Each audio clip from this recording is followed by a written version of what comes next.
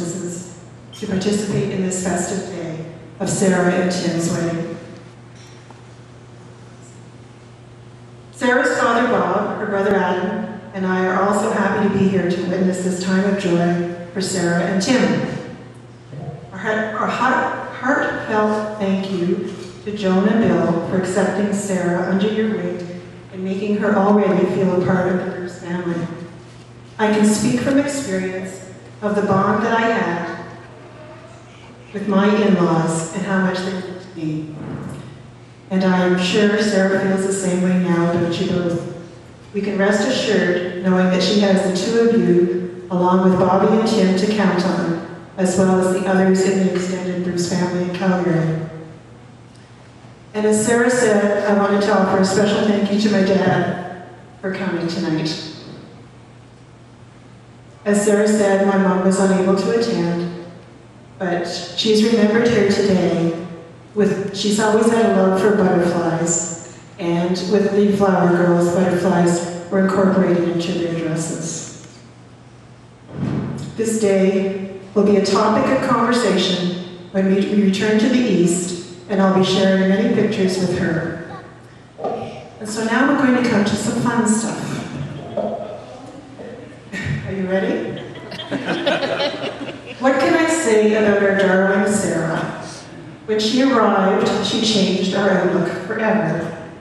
From a single carefree couple without any worries to two people that always seemed to be in a hurry.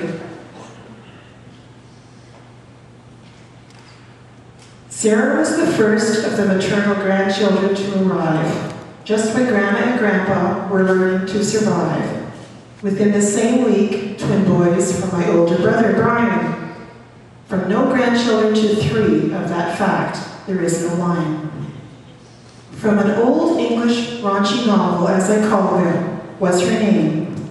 Sara with an H, Catherine with a K, and then Amy came. Her initials spell scam, which caused us to grin and laugh. Now it's changed to Bruce. I leave it to you to do the math.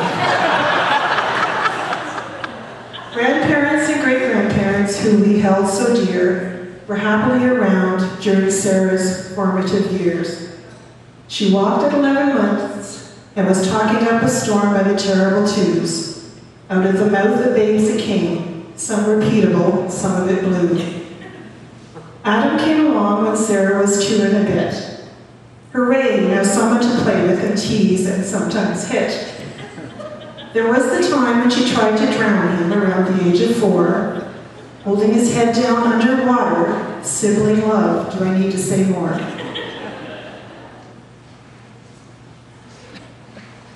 Adam survived, as you can well see, with no ill effects.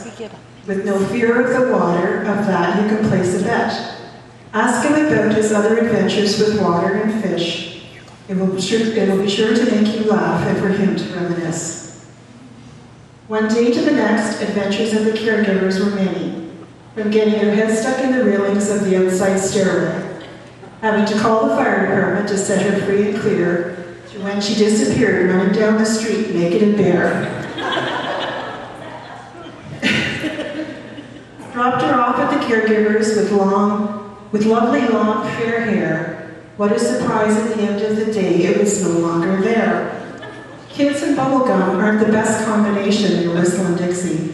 Ended up with gum in the hair, and the result was a cut like a pixie. In Carlton Place we lived until Sara was 8 and Adam 6. Back to the big city we moved, getting out of what they call the sticks. School filled up much of the time, now that she was growing, but there was still some time for fun, so she was constantly sorry. Activities were many, brownies and guides, so she was never bored, selling cookies, earning badges, and so far as to obtain the gold cord. Baton twirling was one of the many she endured with grace of sorts, marching in parades in her cute little uniform of skirts or shorts. Gymnastics, volleyball, and baseball were to follow, to name a few more, until she settled on figure skating at 8 as the one to love and adore. 5 to 6 days a week we went to the rink, missing many a dinner, Practice made perfect, as the saying goes, and she became quite a great spinner. For myself, I can't tell the difference between an axel, salchow, flip, Lutzer loop jump. I was thankful that she was able to get through the many years without many injuries or bumps. Test days were a challenge, making her anxious and often stressed out and such. Always too hard on herself, that's for sure, and I guess, Tim, that hasn't changed much. We traveled over the years to competitions from town to town, putting miles and miles on the car, going up the valley and down. Skating was a godsend, made great friends and taught her many great skills. Became a qualified coach, which certainly helped with paying the bills. It seems when girls turn 13, we as parents can do nothing right. Asking her to clean up her room started many a fight. Once the magic age of 18 arrived, civility returned to the home. We had our lovely sweet girl back. She didn't want to be left alone. 13 was also the year that Sara declared a vegetarian I will now become. No meat, chicken, fish, or all that wonderful stuff. Not easy for some. Bob and Adam took a long time to make the change to much less red meat. You will learn to adapt, Tim. Just close your eyes and think of it as a sweet.